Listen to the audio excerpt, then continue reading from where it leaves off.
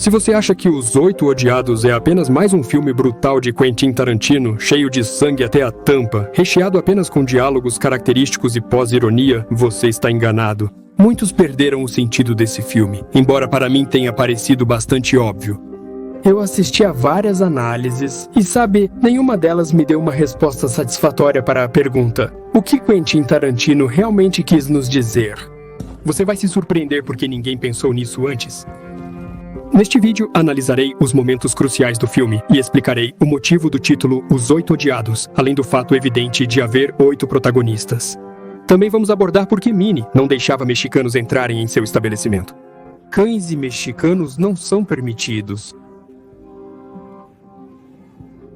Como a cena final revela o significado de todo o filme? Isso foi uma ótima dança. E, claro, vamos falar sobre aquela carta de Lincoln, talvez um dos detalhes mais importantes que lança luz sobre o significado do filme. Ela ainda está com você. O que mais eu tenho? A carta de Lincoln. Claro.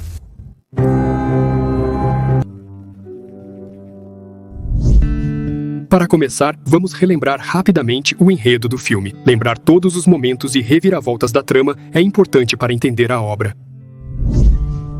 Nas montanhas nevadas de Wyoming, o caçador de recompensas John Root, o Carrasco, leva sua prisioneira Daisy Domergue para a execução. No caminho, eles encontram outro caçador de recompensas, o Major Marquis Warren. Eu sou o Major Marcus Warren, ex-cavalaria, agora oficial de justiça. E o xerife Chris Mannix. É você, Chris Mannix? Desculpe, a gente se conhece? Todos os 4 se abrigam da tempestade de neve que se aproxima na loja de Minnie, onde já estão algumas figuras misteriosas. O mexicano Bob, que afirma que a dona foi embora. Como você disse que se chama? Carrasco Mowbray. Eu sou Osvaldo Mowbray. Osvaldo? Sim. Cowboy Joe Gage e o velho general Sanford Smithers. Em um clima tenso e desconfiado, as reais motivações de cada personagem são reveladas aos poucos. Logo fica claro que ninguém ali é um hóspede por acaso. Atenção! Todos de costas, rápido para a parede. Você aí!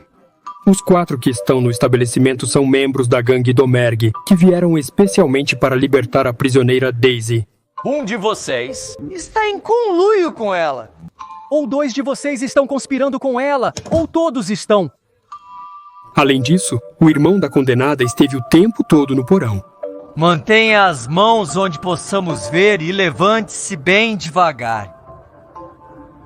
Como resultado, uma viagem rotineira para os caçadores de recompensas termina em um banho de sangue, no qual praticamente todos morrem.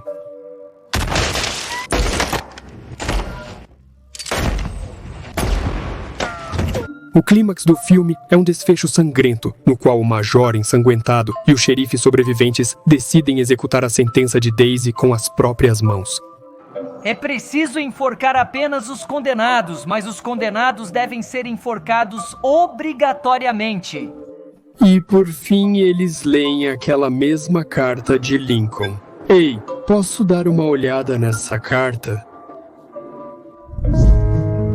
É evidente que o título, Os Oito Odiados, sugere que o filme tem 8 protagonistas, sendo o 8º longa-metragem de Quentin Tarantino. Mas o título é ainda mais interessante do que aparenta. Em 1960 foi lançado o filme 7 Homens e um Destino, que se tornou um clássico do gênero faroeste. Segundo a trama, camponeses pobres, vítimas de ataques e extorsões constantes de uma gangue, decidem buscar proteção para sua aldeia. Chris e Exochestro mercenários respondem ao pedido deles e se unem para lutar contra os bandidos. Apesar da vantagem significativa dos bandidos, eles conseguem.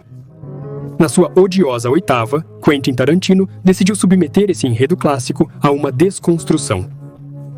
Desconstrução é quando um conceito familiar para nós, que já se tornou um estereótipo, é literalmente desmontado em partes e depois remontado em algo diferente, que já não pode mais ser chamado de estereótipo. Como resultado, vemos os elementos familiares de um novo e inesperado ponto de vista.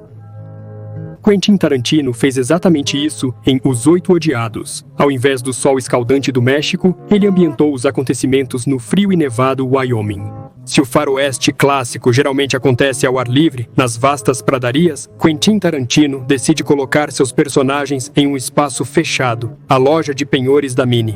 Em 7 Homens e um Destino, nossos heróis aguardam os bandidos em uma vila para proteger os moradores. Já em Os Oito Odiados, os bandidos já estiveram na loja e já eliminaram seus habitantes. Em 7 Homens e um Destino, são 7 heróis nobres lutando pela justiça. Em Os Oito Odiados, os 8 personagens são repulsivos, mentirosos e interesseiros, guiados principalmente pelo desejo de ganhar dinheiro. E o próprio chefe da gangue veio aqui para nobremente salvar sua irmã da morte. E é isso, idiota! Melhor, quando vejo sua cara idiota. Então, o nome do filme é mais um jogo de palavras?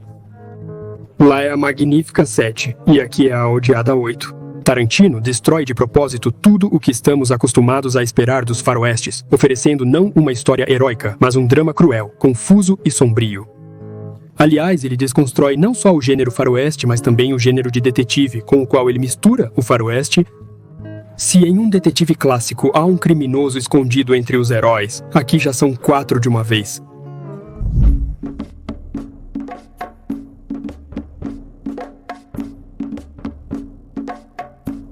Para compreender o significado de Os Oito Odiados, é crucial considerar não apenas os eventos do filme, mas também o contexto histórico. Você pode ter percebido que nos diálogos aparecem com frequência palavras como sulistas ou confederados. Eu devo pedir desculpas por matar sulistas? Os confederados se opuseram a mim. Se você não está familiarizado com a Guerra Civil dos Estados Unidos da América, alguns pontos importantes podem passar despercebidos por você. Vamos relembrar um pouco a essência desse conflito. A Guerra Civil dos Estados Unidos da América é um dos eventos mais sangrentos e marcantes da história americana. Ela começou em 1861 entre os Estados do Norte, conhecidos como a União, e os Estados do Sul, que se uniram na Confederação. A principal causa do conflito foi a questão da escravidão. O Norte defendia sua abolição, enquanto os Estados do Sul insistiam na manutenção do sistema escravagista, pois sua economia dependia do trabalho dos escravizados nas plantações. Contudo, esse conflito não se limitava à escravidão. Também envolvia questões de poder, influência econômica e diferenças culturais. O Norte era mais industrializado, progressista e rico, enquanto o Sul permanecia agrário, tradicional e dependente do trabalho escravo. Isso foi uma verdadeira cisão no país, que chegou ao ponto de ebulição quando os Estados do Sul declararam sua saída da União e proclamaram a criação de um Estado separado. É nesse contexto que se desenrola o evento de Os Oito Odiados.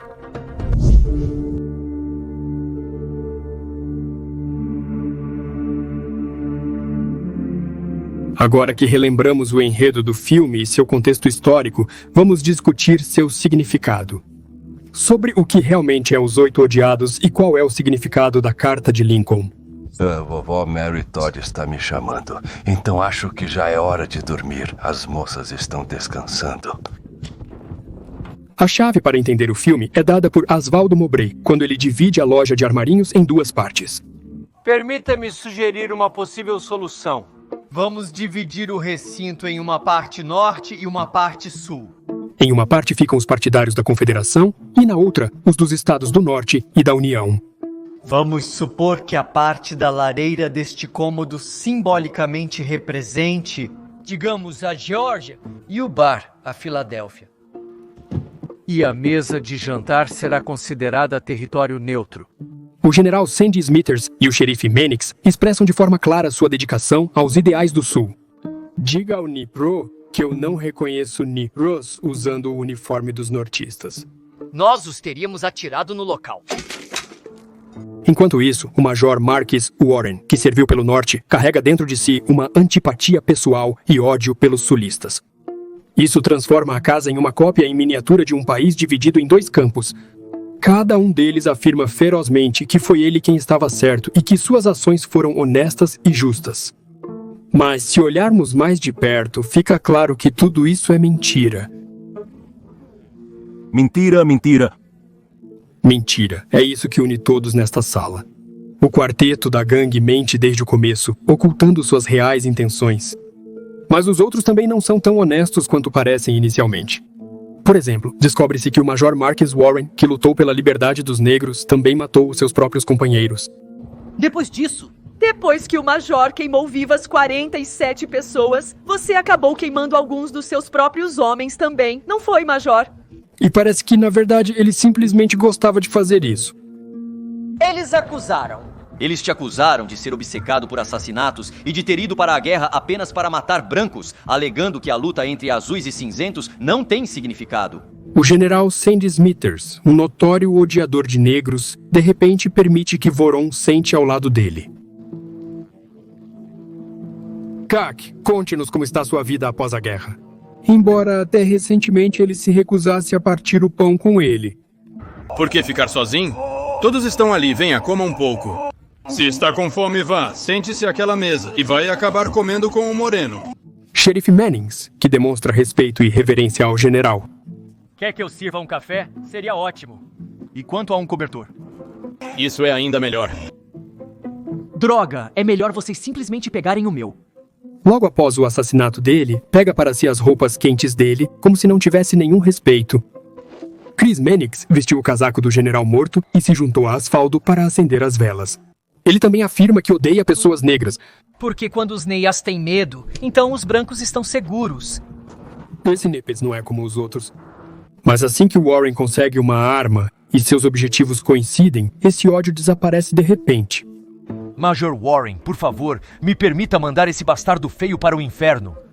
John Root não se importa de que lado está. Ele simplesmente segue o que é vantajoso.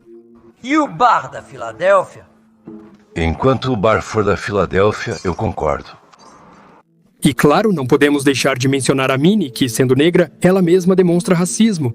Havia uma placa dizendo que cães e mexicanos não podiam entrar. Ela odiava mexicanos e considerava os cães seres mais dignos. E ela ficava pendurada acima do bar todos os dias, e só foi retirada de lá há 2 anos. Sabe por que foi retirada? Minnie começou a deixar os cães entrarem. Provavelmente contam essa história de propósito primeiro, e só depois, perto do final, fica claro que Minnie é negra. Conheça a Minnie? Este é o lugar dela? Ou seja, Minnie é negra, mas ela mesma era racista? Na verdade, a situação poderia ser real. Após a Guerra Civil, muitos afro-americanos buscaram emprego e tentaram se estabelecer onde seus direitos eram formalmente protegidos. Os mexicanos, vindos do México, também buscavam emprego nos mesmos setores agrícolas e de construção que os afro-americanos. Os patrões brancos comumente exploravam as divisões étnicas, separando os trabalhadores por origem nacional ou racial. Isso alimentava conflitos entre os grupos pelo acesso a empregos e recursos. Mas é interessante que, quando o mexicano Bob chega à loja de Minnie, ela por algum motivo esquece sua antipatia pelos mexicanos. Bob. Fique mais à vontade. Este é mais um exemplo de como a mentira e a hipocrisia permeiam tudo o que acontece nesta história. Portanto, sob a superfície de cada personagem, esconde-se uma mentira. A mentira une essas pessoas não apenas dentro de um mesmo cômodo, mas também no nível de toda a sociedade e do Estado. Mentira. Mas se tudo ao redor é mentira, então o que é a verdade? A verdade reside nos reais motivos dos nossos heróis. Não são alguns ideais elevados. Tudo pelo que ele lutou, pelo respeito aos derrotados contra a rendição incondicional.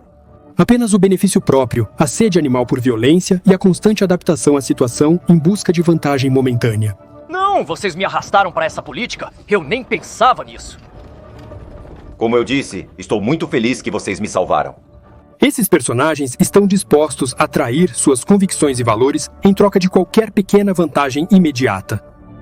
Esse momento é especialmente destacado na cena final. Uma morte rápida é generosa demais para ela.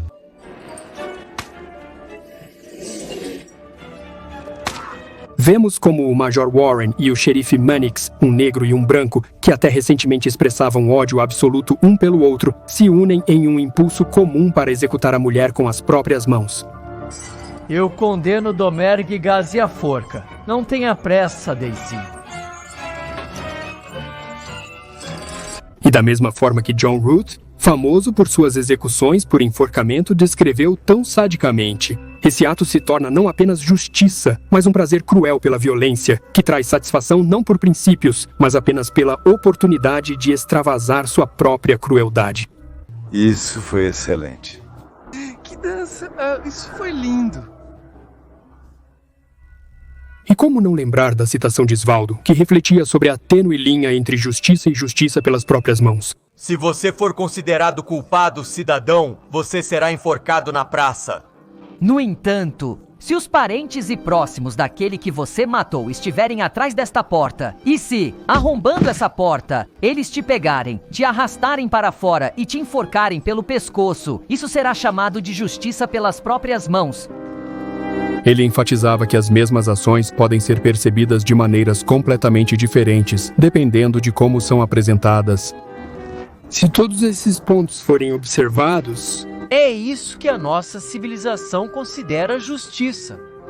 Se certas formalidades forem observadas, até mesmo as ações mais controversas podem parecer totalmente legais.